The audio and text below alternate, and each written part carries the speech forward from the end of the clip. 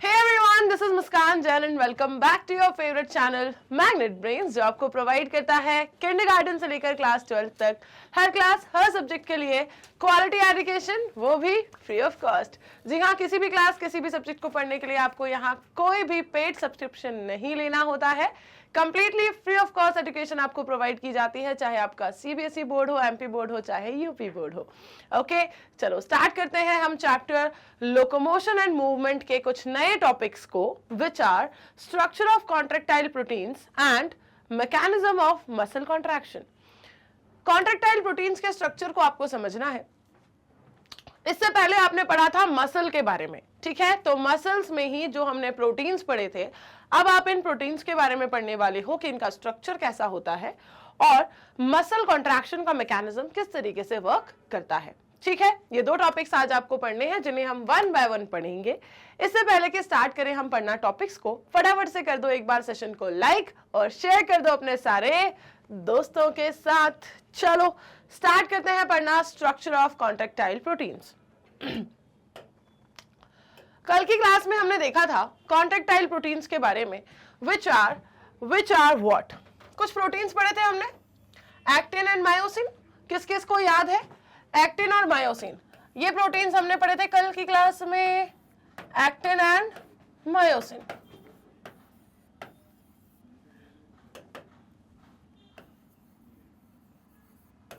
ठीक है, अब आपको समझना है इनके स्ट्रक्चर के बारे में।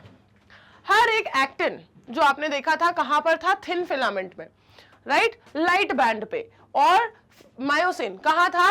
थिक फिलामेंट पे, डार्क बैंड पर था, राइट। बैंड्स हमने पढ़े थे, अल्टरनेटली अरेंज्ड थे, लाइट और डार्क बैंड्स, थिन और थिक पोर्शन, जो कि कैसे थे? सब एक दूसरे से पैरेलली अरेंज्ड थे। थिन वाले में एक लाइन जो उसे बाइसेक्ट कर रही थी उसे आपने जेड लाइन कहा था, और थिक वाले में जो एक लाइन उसे बाइसेक्ट कर रही थी उसे आपने एम लाइन कहा था। और एक जोन था जहां पर कोई ओवरलैपिंग नहीं थी, उसे आपने एच जोन कहा था। ठीक है, ये सारे वो टर्म्स हैं ये सारे वो टर्म्स हैं जो हमने प्रीवियस लेक्चर में देखे थे। अब देखते हैं हम हर एक F actin is a polymer. देखो यहां पर क्या कहा हमसे कि each actin thin filament is made of 2F, मतलब filamentous actins which are helically bound to each other. हर एक जो एक्टिन वाला थिन वाला फिलामेंट है वो कैसे बना है? हर एक एक्टिन फिलामेंट दो फिलामेंटस एक्टिन से मिलके बना है, दो फिलामेंटस एक्टिन से मिलके बना है, जिन्हें एक दूसरे से कैसे ऐसे बाउंड किया, ऐसे मतलब पूरा ऐसा उलझाया हुआ, लपेटा हुआ है, एक दूसरे से इस तरीके से वाइंड किया हुआ है। हर एक एफ एक्टिन एक ऐसा पॉलीमर है जो कि काफी सारी मोनोमेरिक ग्लोबुलर एक्टिन से बना हुआ है। मतलब आप समझ रहे हो, डब्बे में डब्बा करके निकलती जा रही है कहानी। एक डब्बा खोलते हो, सोचते हो चलो एक डब्बा मिला है, इसमें से कोई सामान निकालेंगे, बात खत्म हो जाएगी। नहीं, उस डब्बे में फिर कोई डब्बा निकलता है, फिर कोई डब्बा निकलता है, फिर कोई डब्बा निकलता है, बस वैसी कहानी चल रही है। कहां पहले आपसे बोला गया था कि भाई बहुत सारे पैरेलली अरेंज्ड, ठीक है, बैंड से मिलके ये बना है फाइबर, मसल फाइबर। फिर बोला कि इन बैंड्स में देखोगे तो एक लाइट बैंड है, एक डार्क बैंड है। फिर लाइट और डार्क बैंड को पढ़ने निकले तो जो थिन वाला लाइट बैंड है आपका, उसके बारे में कहा कि एक फिलामेंट, एक एक्टिन फिलामेंट दो फिलामेंटस एक्टिन से मिलके बना है। फिर कहा कि हर एक एफ एक्टिन जो है ना, ये फिलामेंटस एक्टिन जो है, हर एक एफ एक्टिन भी किसका बना हुआ है? ये भी एक पॉलीमर है, ये भी मोनोमेरिक जी एक्टिन से मिलके बना है, जिसे आप कह रहे हो globular actin. Filamentous actin F actin और ग्लोब्यूलर एक्टिन जी एक्टिन। तो फिलामेंटस एक्टिन जो है वो क्या बना है? बहुत सारे मोनोमेरिक ग्लोब्यूलर एक्टिन से मिलके बना है, वो भी एक पॉलीमर है। किसका? मोनोमेरिक यूनिट्स ग्लोब्यूलर एक्टिन्स का, ठीक है, उससे मिलके बना है। पॉलीमर होने का मतलब क्या होता है? पॉलीमर होने का मतलब होता है कि बहुत सारी मोनोमेरिक यूनिट्स, बहुत सारी सिंगुलर यूनिट से मिलके एक कोई बड़ी चीज, एक कोई आप उसको पॉलीमर तब कहते हो जब उसमें बहुत सारी यूनिट्स हैं। तो वो बहुत सारी सिंगल यूनिट से मिलके बना है एक मल्टीपल यूनिट वाला सिस्टम, जिसे आप कह देते हो क्या? पॉलीमर कह देते हो। ठीक है, तो इसे आप क्या कह दोगे? पॉलीमर कह दोगे कि ये क्या है? पॉलीमर है। अब देखते हैं इसके आगे, that two filaments of another protein tropomyosin also run close to the F actins throughout its length. दो फिलामेंट दूसरे प्रोटीन के, ठीक है, यहां पर एक्टिन प्रोटीन की बात हो रही थी, अब कह रहे हैं कि किसी दूसरे प्रोटीन के भी दो फिलामेंट जो कि कौन कौन से हैं, tropomyosin, also run close to the F actins throughout its length. जो एफ एक्टिन्स है ना, फिलामेंटस एक्टिन्स, उनकी पूरी लेंथ में उनके साथ साथ साथ साथ चल रहे होते हैं क्या, ट्रोपोमायोसिन. ठीक है, क्या चल रहे होते हैं उनके साथ साथ पूरी लेंथ के अलोंग उनके, ट्रोपोमायोसिन. एक कॉम्प्लेक्स प्रोटीन ट्रोपोनिन, एक कॉम्प्लेक्स प्रोटीन है troponin, is distributed at regular intervals on the tropomyosin. अब ये जो ट्रोपोमायोसिन इस एफ एक्टिन के साथ साथ रन कर रहा है, पैरेलली उसके चल रहा है, उससे पैरेलली बिल्कुल एग्जिस्ट कर रहा है. इस ट्रोपोमायोसिन के बारे में ये कहा कि एक कॉम्प्लेक्स प्रोटीन ट्रोपोनिन इसके रेगुलर इंटरवल्स पर, जैसे जैसे इसका पूरा, इसका जैसे जैसे स्ट्रक्चर रन कर रहा है ना, आपसे बोला कि एफ एक्टिन है और उससे पैरेलली, ठीक है, एफ एक्टिन्स है और पैरेलली एक और प्रोटीन जो कि एक्टिन भी एक प्रोटीन है, ठीक है, और एक और प्रोटीन चल रहा है विच इज ट्रोपोमायोसिन. ठीक है, ट्रोपोमायोसिन, ये प्रोटीन इससे पैरेलली रन कर रहा है और इसके पूरी लेंथ के अलोंग, इससे पूरी लेंथ के अलोंग इसमें कौन सा प्रोटीन डिस्ट्रीब्यूट किया हुआ है, ट्रोपोनिन. ठीक है, इसकी पूरी लेंथ के अलोंग इसमें कौन सा प्रोटीन डिस्ट्रीब्यूट किया हुआ है, इट इज ट्रोपोनिन. ठीक है, ट्रोपोनिन.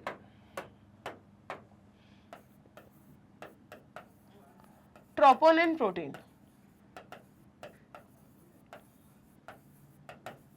कौन सा प्रोटीन, इसमें पूरा इसकी लेंथ के अलोंग पूरे रेगुलर इंटरवल्स पे ट्रोपोमायोसिन के लिए क्या कहा कि इसमें ट्रोपोनिन प्रोटीन जो है वो पाया जाएगा.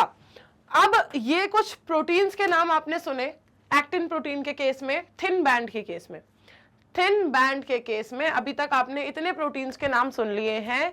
थिन बैंड के केस में क्या हुआ, एक बार फिर से समझते हैं.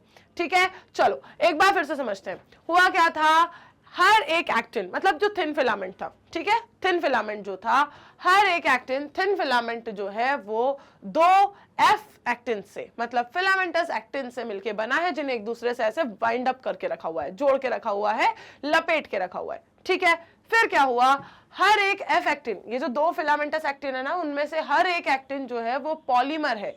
वो अपने आप में कैसा सब्सटेंस है, पॉलीमर है. पॉलीमर का मतलब होता है कि बहुत सारी मोनोमरिक यूनिट से मिलके बना है. अब ये मोनोमरिक यूनिट कौन सी है, वो है ग्लोबुलर एक्टिन्स, इनसे मिलके बना है.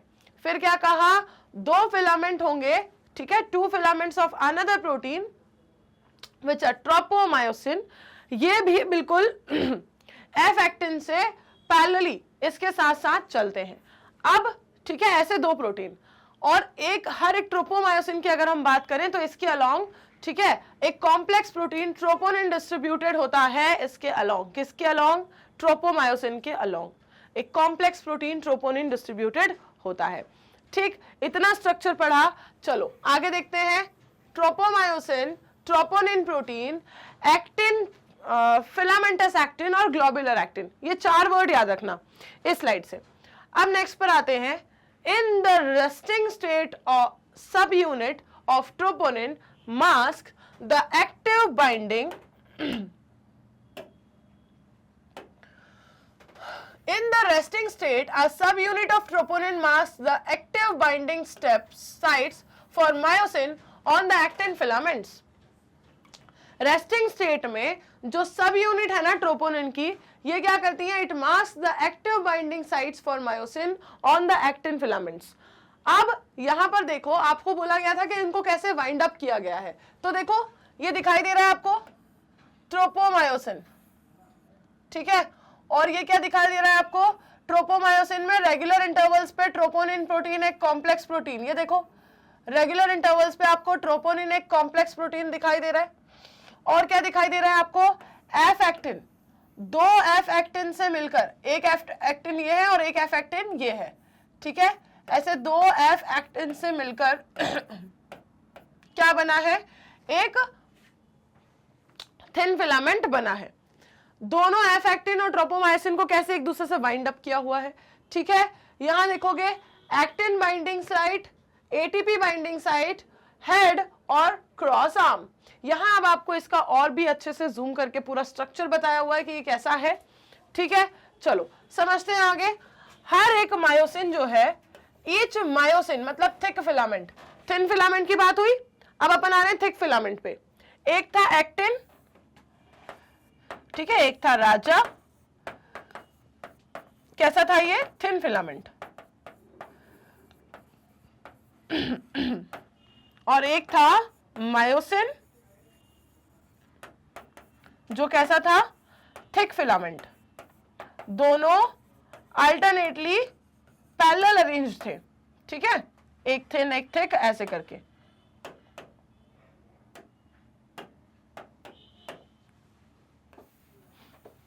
ये थिन फिलामेंट हुआ और ये थिक फिलामेंट हुआ,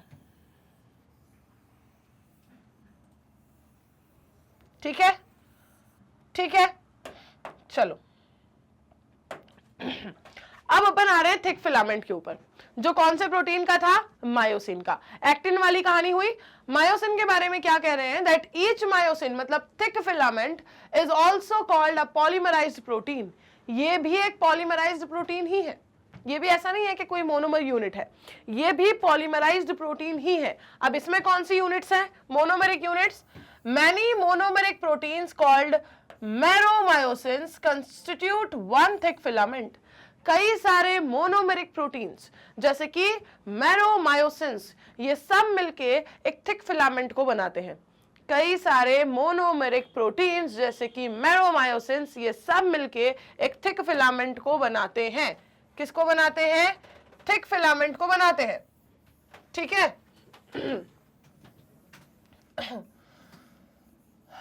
चलो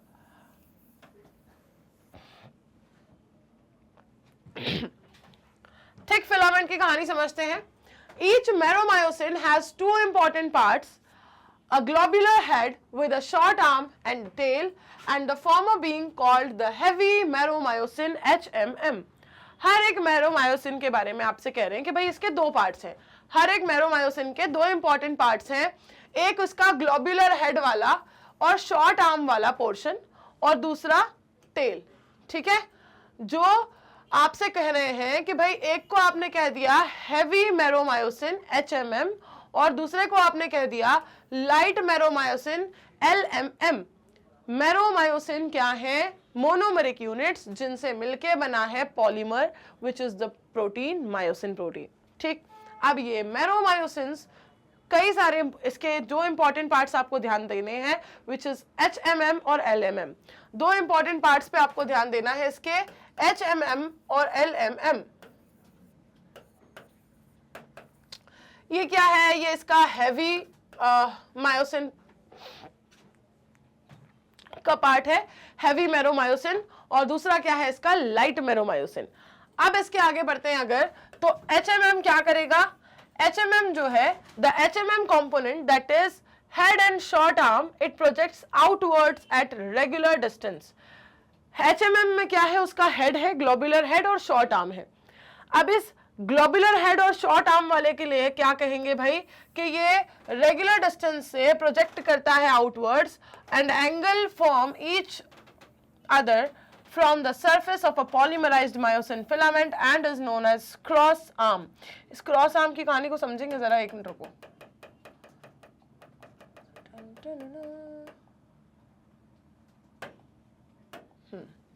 सी, तो यहां क्या कह रहे हैं भाई आपसे, ये कह रहे हैं कि ये जो HMM और LMM आपको बोला कि दो कंपोनेंट है मैरोमायोसिन के, दो इंपॉर्टेंट पार्ट है, हैवी और लाइट। हैवी वाले के बारे में कहा कि जो इसका हेड और शॉर्ट आर्म है ये आउटवर्ड प्रोजेक्ट करता है at regular distance and angle from each other from the surface of a polymerized myosin filament is known as cross arm। और ये क्रॉस आर्म स्ट्रक्चर बनाता है। जो ग्लोबुलर हेड है इसका is an active ATPase enzyme and has binding sites for ATP and active sites for actin। इसमें ATP के लिए बाइंडिंग साइट है और एक्टिन के लिए क्या है, एक्टिव साइट, ठीक है। Active sites for actin and binding sites for ATP, ये साइट्स इसमें पाई जाती हैं।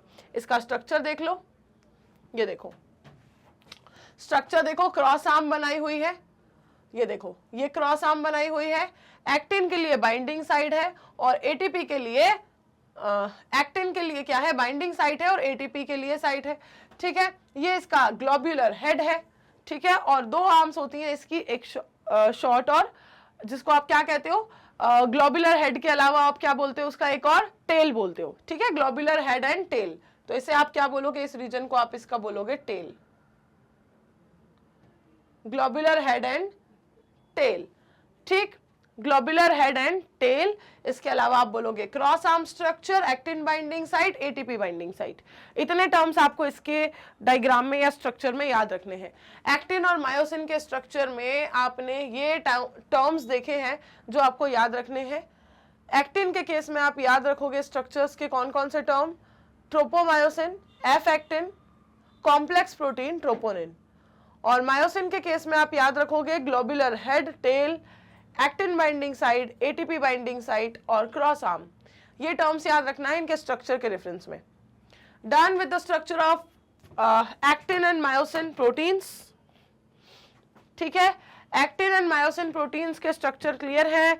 अब हम स्टार्ट करते हैं एक नया topic which is mechanism of muscle contraction, के मसल्स कैसे कॉन्ट्रैक्ट करती हैं, किस मैकेनिज्म को एग्जिबिट करती हैं, मैकेनिज्म ऑफ मसल कॉन्ट्रैक्शन। चलो स्टार्ट करते हैं। Mechanism of muscle contraction, it is best explained by the sliding filament theory which states that contraction, एक स्लाइडिंग फिलामेंट थ्योरी है जो एक्सप्लेन करती है, a sliding filament theory which states that contraction of a muscle fiber takes place by the sliding of the thin filaments over the thick filaments. thick filaments के ऊपर thin filament जब slide करते हैं तो इससे develop होता है muscle fibers के बीच contraction। जब थिक फिलामेंट्स के ऊपर थिन फिलामेंट स्लाइड करते हैं तो इससे प्रोड्यूस होता है मसल फाइबर्स के अंदर contraction. Muscle contraction is initiated by a signal which is sent by central nervous system. अब ये जो मसल्स कॉन्ट्रैक्ट होती है ना, सिकुड़ती हैं, ये सिग्नल देता कौन है? This signal for muscle contraction is initiated by central nervous system. हमारे सेंट्रल नर्वस सिस्टम से ये सिग्नल इनिशिएट होता है वाया अ मोटर न्यूरॉन। अब किसको यूज करेगा वो इस सिग्नल को पहुंचाने के लिए, रिसीव करने के लिए? मोटर न्यूरॉन्स को ही यूज करता है, ठीक है। तो एक मोटर न्यूरॉन के थ्रू ये सिग्नल पहुंचेगा कहां? मसल कॉन्ट्रैक्शन का सेंट्रल नर्वस के पास, ठीक है। कहां पहुंचेगा ये सिग्नल? सेंट्रल नर्वस सिस्टम के पास। A motor neuron along with the muscle fibers connected to it constitute a motor unit. ये मोटर न्यूरॉन, मोटर यूनिट और सेंट्रल नर्वस सिस्टम, ठीक है, ये सारे जितने भी टर्म्स सुन रहे हो, ये सारे टर्म्स एक दूसरे से इंटरकनेक्टेड हैं और आपको कनेक्ट करके ही पढ़ना है।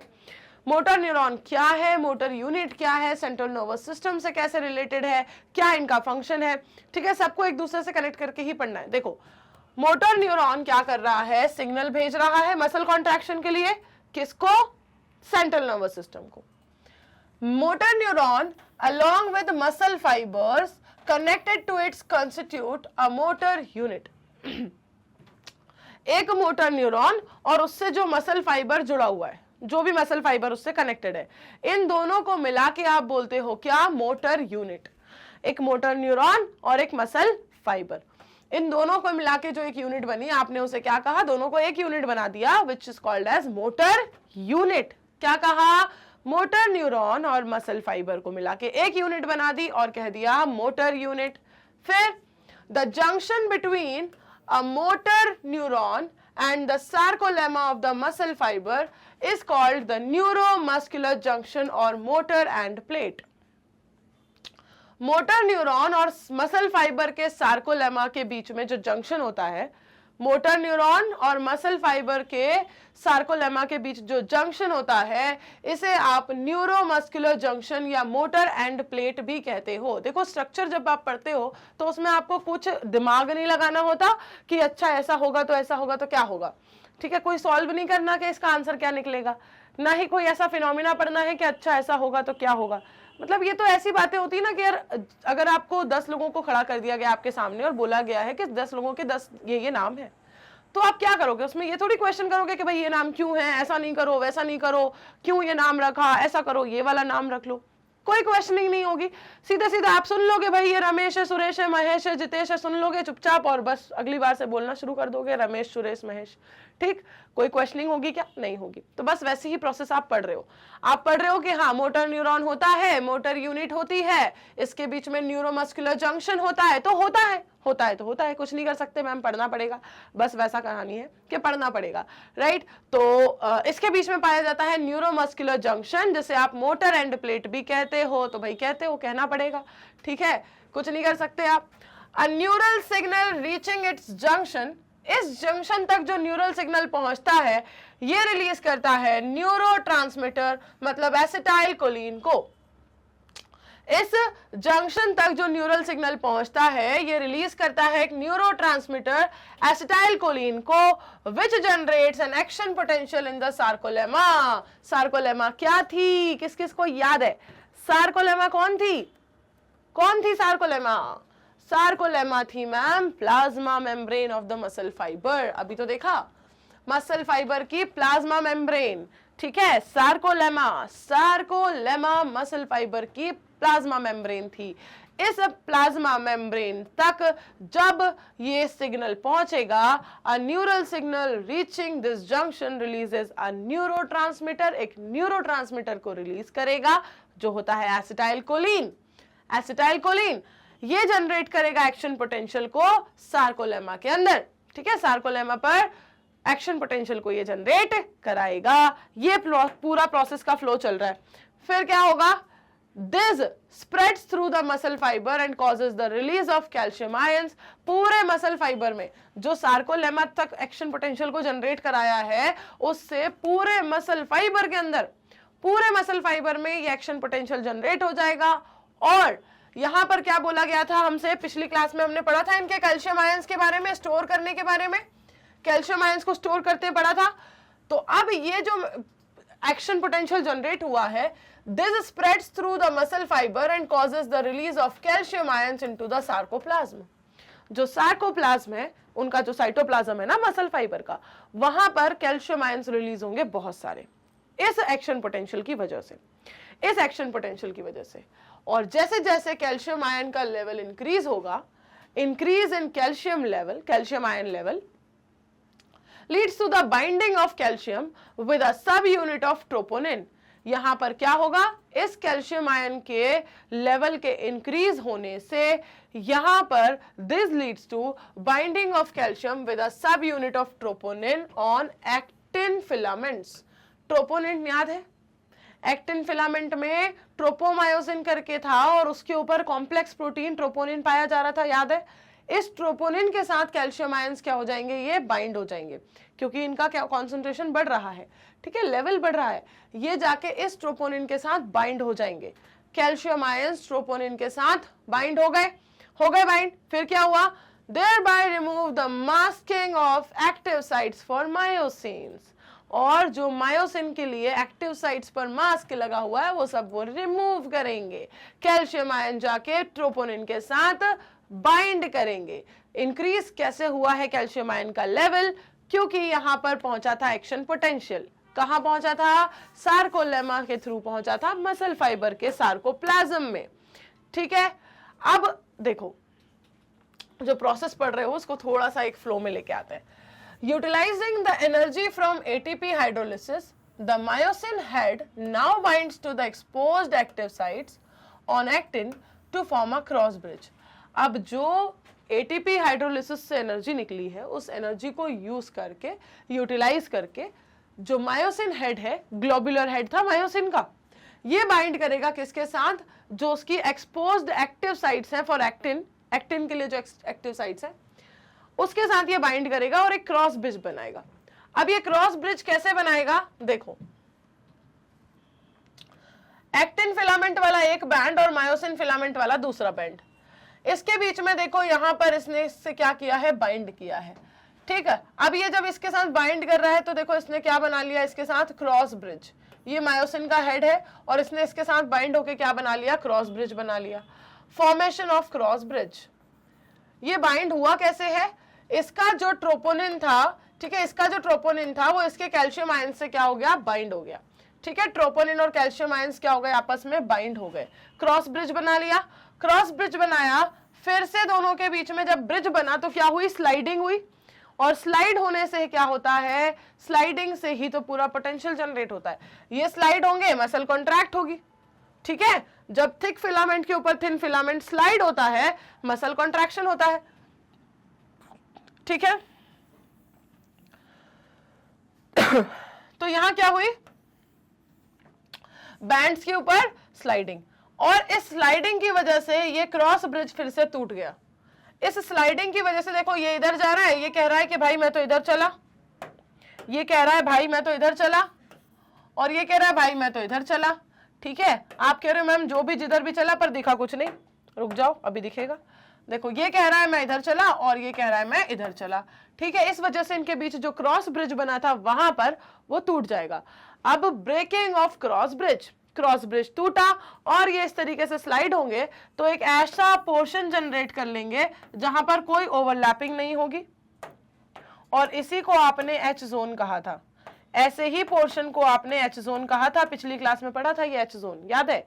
ठीक है, तो इस स्लाइडिंग से क्या हुआ, मसल कॉन्ट्रैक्शन हुआ, मसल कॉन्ट्रैक्शन हुआ, स्लाइडिंग हो गई, क्रॉस ब्रिज क्या हो गया, वापस से टूट गया, वापस से टूटा फिर बनेगा, फिर सारी कंडीशन डेवलप होगी, फिर बनेगा, फिर से बनेगा क्रॉस ब्रिज, फिर से होगी स्लाइडिंग, मसल कॉन्ट्रैक्ट होगी, फिर क्रॉस ब्रिज टूट जाएगा, फिर से बनेगा, फिर से बनेगा, फिर से क्या होगा, स्लाइड होगा, और फिर मसल कॉन्ट्रैक्ट होगी, फिर टूट जाएगा। ऐसे करके मसल कॉन्ट्रैक्शन का चलेगा पूरा प्रोसेस। समझ आई कहानी, समझ आई क्या कहानी, मसल कॉन्ट्रैक्शन की पूरी प्रोसेस कैसे चलेगी। मसल कॉन्ट्रैक्शन तब होता है जब फिलामेंट स्लाइड करते हैं, जब फिलामेंट स्लाइड करते हैं तो ब्रिज टूट जाता है और फिर से आयंस का लेवल बढ़ता है और कैल्शियम आयंस ट्रोपोनिन से बाइंड हो जाते हैं, फिर से बन जाता है क्रॉस ब्रिज, फिर टूटता है, फिर बनता है, फिर टूटता है, फिर बनता है। जब स्लाइड होते हैं तो टूटता है, और स्लाइडिंग से ही होता है क्या, मसल कॉन्ट्रैक्शन। ठीक है, तो क्लियर है क्या प्रोसेस मसल कॉन्ट्रैक्शन की और स्लाइडिंग की, ब्रेकिंग ऑफ क्रॉस ब्रिज या formation of cross bridge. This pulls the attached actin filaments towards the center of A band. अब देखो A band याद है ना, I band और A band। I band क्या था, I band क्या था, आइसोट्रोपिक। A band क्या था, एनाइसोट्रोपिक। ठीक है, बॉन्ड नहीं मैम, बैंड। ठीक, ये कैसा था, थिन, ये कैसा था, थिक। ठीक है, और इसको हम ऐसे भी लिख सकते हैं वैसे, रुको, आई बैंड को और ए बैंड को हम एक बार फिर से याद कर लेते हैं जरा अच्छी से यादों में। आई बैंड जो था वो था हमारा आइसोट्रोपिक,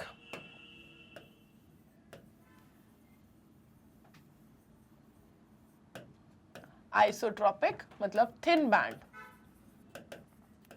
थिन बैंड कौन सा वाला, एक्टिन प्रोटीन वाला, राइट। और ए बैंड था आपका एनाइसोट्रोपिक। एनाइसोट्रोपिक जो था वो था थिक बैंड वाला और मायोसिन प्रोटीन वाला। ठीक, अब यहां पर दो चीजें और देख लो, दो चीजें और लिख लो। एक, आई बैंड, थिन बैंड में जो मिड में एक लाइन थी जो इसे पूरा बाइसेक्ट कर रही थी वो थी जेड लाइन। ठीक है, और ए बैंड में जो लाइन इसे बाइसेक्ट कर रही थी वो थी इसकी एम लाइन, और जहां पर कोई ओवरलैपिंग, ठीक है, ये सब कैसे थे, ऐसे पैरेलली अरेंज थे ना, ऐसे। ठीक है, अगर बनाए इन्हें हम तो ऐसा बनाना पड़ेगा हमें कुछ,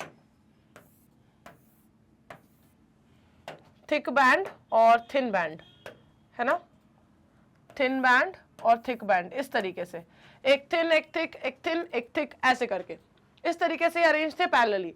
अब इनमें से जब हम कह रहे थे कि जहां पर इस तरीके से ओवरलैप्ड ना हो, जहां पर बैंड्स इस तरीके से ओवरलैप्ड ना हो, मतलब ऐसी कंडीशन हो, ठीक है, ऐसी कोई कंडीशन हो कि जहां पर कोई ओवरलैपिंग नहीं है, तो ये वाले जोन को, ऐसे वाले विदाउट ओवरलैपिंग वाले जोन को क्या कहा था? ऐसे विदाउट ओवरलैपिंग वाले जोन को कहा था एच जोन। क्या कहा था इसे? एच जोन कहा था। ठीक है, तो एक टर्म और था एच जोन, वो भी मैंने यहां लिख दिया। अब देखो ये सब मैं क्यों फिर से रिवाइज करा रही हूं, क्योंकि यहां पर अब जो पूरा प्रोसेस कल से पढ़ रहे हो ना आप, मसल जो आप कल से पढ़ रहे हो, फिलामेंट्स जो आप कल से पढ़ रहे हो, प्रोटीन जो आपने आज पढ़ा, स्ट्रक्चर जो आपने पढ़ा, सब कुछ क्यों पढ़ा? मैकेनिज्म ऑफ मसल कॉन्ट्रैक्शन को जानने के लिए कि ये कॉन्ट्रैक्ट कैसे करती है। इस कॉन्ट्रैक्शन वाली प्रोसेस को, इस कॉन्ट्रैक्शन वाली प्रोसेस को समझने के लिए एक बार फिर से आपको ये सारे टर्म्स याद रखने थे। देखो क्या कहा है कि ये जो एक्शन पोटेंशियल है ये पुल करेगा अटैच्ड एक्टिन फिलामेंट्स को toward the centre of A band. A band के सेंटर की तरफ जो एक्टिन फिलामेंट्स उसने अटैच कर लिए ना अपने साथ, जो एक्टिन फिलामेंट्स को उसने अटैच कर लिया अपने साथ ट्रोपोनिन के थ्रू, उन्हें ये ए बैंड के सेंटर पे लाने की कोशिश करेगा। ठीक है, ए बैंड के सेंटर पे लाने की कोशिश करेगा वहां से, ठीक है, पकड़ के। ठीक है, तो ए बैंड के सेंटर की तरफ पुल करेगा। फिर क्या होगा? The Z line attached to these actins. अब इन एक्टिन्स से देखो जेड लाइन अटैच्ड है, जेड लाइन अटैच्ड है ना इन एक्टिन से। This is also pulled inwards, ये भी अंदर की तरफ पुल की जाएगी, ये भी अंदर की तरफ खींची जाएगी। किसकी तरफ? अंदर कहां? ए बैंड के सेंटर की तरफ। और इसकी वजह से जो सार्कोमेयर है वो क्या होगा? छोटा होने लगेगा, मतलब कॉन्ट्रैक्ट होने लगेगा। क्या होने लगेगा? सार्कोमेयर छोटा होने लगेगा, मतलब कॉन्ट्रैक्ट होने लगेगा। आप समझ रहे हो कितना डीप पढ़ना पड़ रहा है आपको इतनी सी प्रोसेस को समझने के लिए। मैम ये मूवमेंट्स तो हम लोग ऐसे इतनी आसानी से कर लेते हैं, ये इतनी आसानी से जो हम मूवमेंट्स कर लेते हैं, जो मसल्स हमारी कॉन्ट्रैक्ट हो जाती हैं, सिकुड़ जाती हैं, फिर से रिलैक्स हो जाती हैं, ये इतनी आसानी से होने वाला मैकेनिज्म, इतनी आसानी से आपको जो दिखाई देता है मूवमेंट, उसके पीछे अंदर कितनी सारी प्रोसेस जुड़ी हुई है, कितने सारे मैकेनिज्म्स जुड़े हुए हैं, और कितने सारे एक्शन से मिलके, कितनी सारी एक्शन से मिलके आपको एक रिएक्शन दिखाई देता है, एक मूवमेंट दिखाई देता है। समझ रहे हो इस प्रोसेस को कि ये कितने सारे फिलामेंट का कितना लंबा चौड़ा खेल है, जो आपको सिर्फ एक वर्ड में आप कह देते हो कि मसल कॉन्ट्रैक्ट हो गई, भाई बात खत्म। ठीक है, मसल कॉन्ट्रैक्ट हो गई, बात खत्म। कितनी आसानी से आप एक टर्म में इस पूरी चीज को डिफाइन कर देते हो। और जब पढ़ने बैठे तो क्या क्या पढ़ना पड़ा? हाँ, पढ़ने बैठे तो क्या क्या पढ़ना पड़ा? कितना पूरा एक ग्रुप है, फिर उसके अंदर मसल फाइबर है, ठीक है, सबसे मिला के बना था मसल फिलामेंट, क्या बोला था उसको? फैसिकल्स, ठीक है, मसल बंडल्स को। फिर मसल फाइबर्स है अंदर, उनमें सार्कोलेमा है, मेम्ब्रेन, फिर अंदर है सार्कोप्लाज्म, फिर उसके अंदर है बैंड्स पैरेलली अटैच्ड हैं। पैरेलल बैंड्स में फिर हमने पढ़ा था कुछ फिनोमिनास को, कि पैरेलल जो अटैच्ड आपको दिख रहे हैं इनमें भी अल्टरनेट अरेंजमेंट है, कुछ थिन है कुछ थिक है। थिन वाले बैंड्स में कैसी एक बीच में बाइसेक्ट करने वाली लाइन है। थिन वाले किससे बने हैं? आज स्ट्रक्चर देखा, फिर उसका, फिर थिक वाले का स्ट्रक्चर देखा, वो कैसे बना है। कितना डीप आपने उन चीजों को पढ़ा है, तब जाके आप फाइनली वापस से आप कह रहे हो कि मसल कॉन्ट्रैक्शन कैसे हुआ। ठीक है, तो प्रोसेस इतनी आसान दिखने वाली कितनी ज्यादा कॉम्प्लेक्स और अंदर तक डीप थी। ठीक, चलो अब आगे पढ़ते हैं, आगे पढ़ते हैं, कहानी अभी खत्म नहीं हुई है। सी, तो it is clear from the above steps, अभी जितनी भी स्टेप्स हमने पढ़ी ना उन सब से हमें ये तो क्लियर हो गया कि जो मसल जब शॉर्ट होती है, मतलब कॉन्ट्रैक्ट होती है, तो आई बैंड्स जो है वो रिड्यूस होते हैं। आई बैंड रिड्यूस हुआ है ना, आई को खींचा है ए की तरफ, आई को खींचा है ए के सेंटर की तरफ, तो आई रिड्यूस हुआ है। और जो ए बैंड है वो अपनी लेंथ पे रिटेन रहता है। ठीक है, ए बैंड अपनी लेंथ पर बने रहता है, इससे होता है मसल कॉन्ट्रैक्शन। जो मायोसिन रिलीज हुआ है, एक मिनट रुको जरा, ठीक है, चलो, तो जो मायोसिन रिलीज हुआ है, the myosin releasing the ADP and P1 goes back to its relax state. जो मायोसिन है, ठीक है, जो एडीपी को रिलीज कर रहा है, वो वापस से अपनी स्टेट पे, अपने वापस पोजीशन पे पहुंच जाता है। एक नया एटीपी फिर से बाइंड होता है और फिर क्रॉस ब्रिज जो है वो टूट जाता है। अभी देखा था ना हमने साइकिल में, क्रॉस ब्रिज फिर से टूट जाता है, एक नया एटीपी बाइंड होता है, क्रॉस ब्रिज फिर से टूट जाता है, फिर से टूटा क्रॉस ब्रिज, उसके बाद the ATP is again hydrolyzed by the myosin head and the cycle of cross bridge formation and breakage is repeated causing further sliding. ये साइकिल इसी तरीके से बार बार चलती रहेगी, क्रॉस ब्रिज बना, ठीक है, फिर से स्लाइडिंग हुई तो कॉन्ट्रैक्शन हुआ, फिर से क्रॉस ब्रिज टूटा तो एक नया एटीपी आके बाइंड हो गया, नया एटीपी आके बाइंड हुआ तो फिर से पूरी प्रोसेस चली, फिर से क्रॉस ब्रिज बना, फिर वापस से स्लाइडिंग हुई, फिर कॉन्ट्रैक्शन हुआ। इस तरीके से ये प्रोसेस साइक्लिक वे में चलती रहेगी और मसल कॉन्ट्रैक्शन होगा। This process continues till the calcium ions are pumped back to the sarcoplasmic cisternae, resulting in the masking of actin filaments. अब ये साइक्लिक प्रोसेस इस तरीके से चलेगी, ये तो हमने देख लिया, पर कब तक चलेगी? क्या हमेशा चलती रहेगी क्या? ये साइक्लिक प्रोसेस तब तक चलती रहेगी जब तक कैल्शियम आयंस को फिर से पंप बैक नहीं कर दिया जाता। कहां पर? सार्कोप्लाज्मिक सिस्टर्नी में, जिससे कि एक्टिन फिलामेंट्स फिर से मास्क्ड हो जाएंगे, resulting in the masking of actin filaments. अब ये करेगा कौन? ये करेगा कौन? एक्टिन फिलामेंट्स को फिर से मास्किंग करेगा कौन? कौन इसको कैल्शियम आयंस को वापस से पंप बैक करेगा सिस्टर्ने में, सार्कोप्लाज्मिक सिस्टर्ने में? कौन करेगा ये? देखो, this causes the return of Z lines back to their original position, that is relaxation। ठीक है, कॉन्ट्रैक्शन तो पढ़ ही लिया था। अब ये Z लाइन वापस से अपनी पोजीशन पे आ गई जैसे ही मास्किंग हुई एक्टिन फिलामेंट्स की। ठीक है, अब यहां पर ये वापस से अपनी पोजीशन पर आ गई है Z लाइन, फिर से बाइसेक्ट कर दिया इसने पूरे आई बैंड को, और इससे क्या हो गया? वापस ये अपनी पोजीशन पे आए और मसल रिलैक्सेशन हो गया। तो मसल कॉन्ट्रैक्शन में आई बैंड रिड्यूस हुआ था और मसल रिलैक्सेशन में आई बैंड फिर से अपनी जगह पर आ गया। याद रखोगे इस बात को, किसका रोल है? आई बैंड को रिड्यूस होना है और आई बैंड को फिर से अपनी पोजीशन पे जाना है। इससे होगा कॉन्ट्रैक्शन देन मसल रिलैक्सेशन। ठीक है, the reaction time of the fibres can very in different muscles. ये जो फाइबर्स हैं इनका रिएक्शन टाइम अलग अलग मसल में वेरी कर सकता है। Repeated activation of the muscles can lead to accumulation of lactic acid due to anaerobic breakdown of glycogen in them, causing fatigueness। ये हम सबको पता है कि जब भी मसल्स को अगर रिपीटेडली एक्टिवेटेड रखा जाता है तो उसकी वजह से क्या होता है? उसमें लैक्टिक एसिड डिपॉजिट हो जाता है, क्योंकि ये जो ग्लाइकोजन है यहाँ पर अब एनएरोबिकली टूटने लगता है। एरोबिक प्रोसेस चलेगी तो कोई दिक्कत नहीं, एनएरोबिकली टूटेगा तो फिर वो पायरुविक एसिड बनाने की बजाय लैक्टिक एसिड बनाएगा, है ना, और लैक्टिक एसिड जमा हो जाएगा तो मसल्स कैसी हो जाएंगी? बिल्कुल फैटिग हो जाएंगी। आपको जो मसल्स टाइट फील होने लगती है ना, आप मूव नहीं कर पाते। ये प्रोसेस होती है कब? एनारोबिक प्रोसेस में, एनारोबिक ब्रेकडाउन ऑफ ग्लाइकोजन में। ठीक है, तो जल्दी से एक बार कमेंट करके बताओ, मसल कॉन्ट्रैक्शन, मसल रिलैक्सेशन और structure of actin and myosin, क्या आपको समझ आ गया? 4 प्रोसेस आपने समझ ली। अब तो आप सिर्फ उसके आसपास के जुड़े हुए कुछ छोटे छोटे टॉपिक्स को पढ़ रहे हो। ठीक है, जैसे आपको यहाँ पर ये रेड फाइबर्स एक टर्म है जिससे बारे में पूछा जाता है, ये समझना है। ठीक है, तो ऐसे कुछ टर्म्स आपको समझने हैं, ये इनके अपीयरेंस के बारे में बात, बस। इसके अलावा जो मेन प्रोसेस थी आपकी वो आप समझ चुके हो कि कॉन्ट्रैक्शन क्या है, रिलैक्सेशन क्या है, एक्टिन का स्ट्रक्चर कैसा है और मायोसिन का स्ट्रक्चर कैसा है। जल्दी से एक बार कमेंट करके बता दो, चारों चीजें समझ आ गई। अब देखो, मसल जो है उसमें एक red coloured oxygen storing pigment होता है जिसे आप मायोग्लोबिन कहते हो। मसल्स में जो पिगमेंट होता है उसे आप मायोग्लोबिन कहते हो। ये मायोग्लोबिन कंटेंट बहुत हाई होता है कुछ मसल्स का, जिसकी वजह से उनका रेडिश अपीयरेंस आपको दिखाई देता है। ऐसी मसल्स को आप रेड फाइबर्स कहते हो जिनमें ये मायोग्लोबिन ज्यादा है, ऐसी मसल्स को आप रेड फाइबर्स कहते हो। And these muscles also contain plenty of mitochondrias. ऐसी मसल्स में कई सारे माइटोकॉन्ड्रियाज भी होते हैं जो कि, क्योंकि आपने देखा ना यहाँ एटीपी का रोल है, तो कई सारे माइटोकॉन्ड्रियाज भी होते हैं जो कि इस लार्ज अमाउंट ऑफ ऑक्सीजन को स्टोर करके रखते हैं एटीपी प्रोडक्शन के लिए।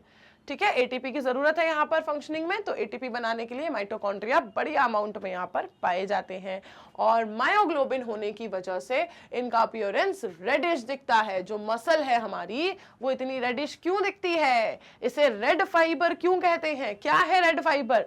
भाई मायोग्लोबिन के होने की वजह से मसल्स का अपीयरेंस रेडिश होता है, और ऐसी मसल्स को आप रेड फाइबर कहते हो। ठीक है, ये क्वेश्चन अगर रेड फाइबर वाला आया तो बता दोगे ना सारे, जल्दी बताओ, रेड फाइबर वाला क्वेश्चन आता है बता दोगे ना सारे, सिंपल है। चलो अब देखते हैं last portion, that These muscles therefore can also be called aerobic muscles। तो ऐसी मसल्स जिनमें plenty of mitochondrias हैं और मायोग्लोबिन है, ठीक है, तो ऐसी मसल्स को आप एरोबिक मसल्स भी कह सकते हो। ठीक है, ऐसी मसल्स को आप एरोबिक मसल्स कह सकते हो। और बात करें अब इसका अपोजिट कर लेते हैं, इसका अपोजिट कर लेते हैं। कुछ मसल्स ऐसी हैं जिनमें मायोग्लोबिन बहुत कम होता है, कुछ मसल्स ऐसी हैं जिनमें मायोग्लोबिन की क्वांटिटी कम होती है, तो इनका अपीयरेंस जो है वो काफी पेल या व्हाइटिश होता है, पेल येलो या व्हाइटिश सा अपीयरेंस होता है। ठीक है, तो इन्हें क्या कहोगे आप, पेल या व्हाइटिश से अपीयरेंस वाली मसल्स। क्यों? क्योंकि इनमें मायोग्लोबिन कम है, तो इन्हें आप कहोगे व्हाइट फाइबर्स। देखो, रेड फाइबर्स और व्हाइट फाइबर्स, ये क्वेश्चन आए तो कंफ्यूज नहीं होना, रेड फाइबर्स और व्हाइट फाइबर्स। ठीक है, रेड फाइबर्स और व्हाइट फाइबर्स। रेड फाइबर्स वही हैं जिनमें क्या है, मायोग्लोबिन, मोर मायोग्लोबिन, ऐसे लिख लो, मोर मायोग्लोबिन। और white fibres less myoglobin, less myoglobin है इनके पास।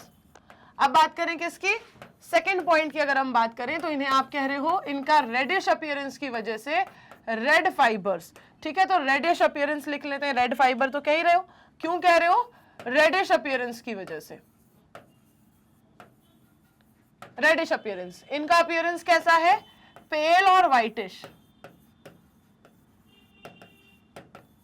इनका अपीयरेंस कैसा है, पेल या व्हाइटिश अपीयरेंस है। अब नेक्स्ट अगर बात करें इसको आपने एरोबिक मसल कहा है और इसे आप क्या कहोगे, एनारोबिक मसल कहोगे। ठीक है, इसे आपने एरोबिक मसल कहा है,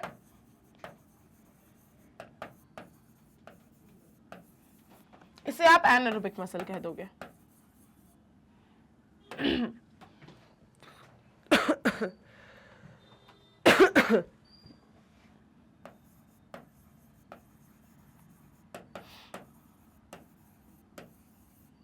ठीक, देखो, these are the white fibers and number of mitochondria are also very few in them, but the amount of sarcoplasmic reticulum is high, तो they depend on anaerobic process for energy। एक चीज और हम यहाँ पर ऐड कर सकते हैं, number of mitochondria, number of mitochondrias, इसमें number of mitochondrias क्या है, more, यहां पर नंबर ऑफ माइटोकॉन्ड्रियाज क्या है,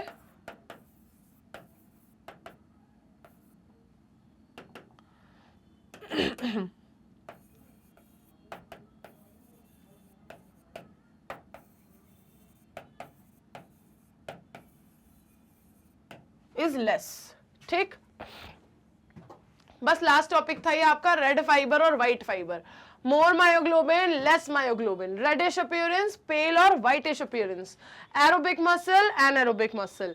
ठीक है, number of mitochondria is more, number of mitochondria is less. ठीक, तो लास्ट कॉन्सेप्ट है ये रेड फाइबर और व्हाइट फाइबर्स के रिगार्डिंग। जल्दी से देखो, रेड फाइबर्स और white fibres, mechanism of muscle contraction में लास्ट टॉपिक आपका रेड और व्हाइट फाइबर्स का। इससे पहले हमने देख लिया कि मसल कॉन्ट्रैक्ट कैसे हुई, रिलैक्स कैसे हुई, और इसके अलावा हमने क्या देखा, एक्टिन और मायोसिन का स्ट्रक्चर्स। ठीक है, तो structure of proteins and then mechanism of muscle contraction, muscle relaxation, and then the difference between red fibres and white fibres. ठीक, क्लियर है क्या कॉन्सेप्ट, जल्दी बताओ। यहां पर ये डिफरेंस बिटवीन लिख लेंगे एक बार सारे फटाफट से।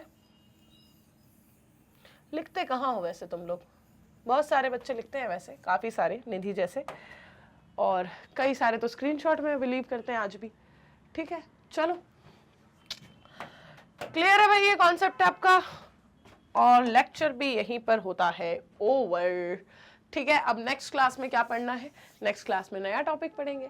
तब तक क्या करोगे, नेक्स्ट क्लास में पढ़ेंगे हम स्केलेटल सिस्टम को। ठीक है, स्केलेटल सिस्टम को पढ़ेंगे नेक्स्ट क्लास में कि भाई हड्डियों की बात नहीं हुई बहुत दिन से, ठीक है, तो हड्डियों के ऊपर करेंगे अब अपन चर्चा बढ़िया तरीके से नेक्स्ट क्लास में। तब तक क्या करना है, इस लेक्चर को अच्छे से देख लिया है, कोई दिक्कत है कोई डाउट है तो फटाफट से नोट डाउन करो और कमेंट बॉक्स में भर दो, यहां मत भरना लाइव चैट में, ठीक है, कमेंट बॉक्स में ड्रॉप कर दो। और इसके अलावा सेशन को लाइक कर दो, शेयर कर दो सारे दोस्तों के साथ। और इस चैप्टर इस टॉपिक के अलावा कोई और टॉपिक अगर बाकी रह गया है देखने को तो फटाफट से चले जाओ अपने फेवरेट चैनल मैग्नेट ब्रेन्स के प्लेलिस्ट सेक्शन में, सारे के सारी प्लेलिस्ट आपके लिए अवेलेबल हैं। और वहां पर आप देख सकते हो मुस्कान मैम के रिकॉर्डेड लेक्चर्स वाली प्लेलिस्ट, वहां पर ये सारे लेक्चर्स आपको सीक्वेंस में मिल जाएंगे, ठीक है। इसके अलावा क्या कर सकते हो, इसके अलावा अगर आपको चाहिए e books and e notes तो उसके लिए भी लिंक डिस्क्रिप्शन बॉक्स में दिया हुआ है, वहां से उन्हें भी अवेल कर सकते हो, ठीक है। चलो मिलते हैं नेक्स्ट क्लास में, till then bye bye, take care everyone.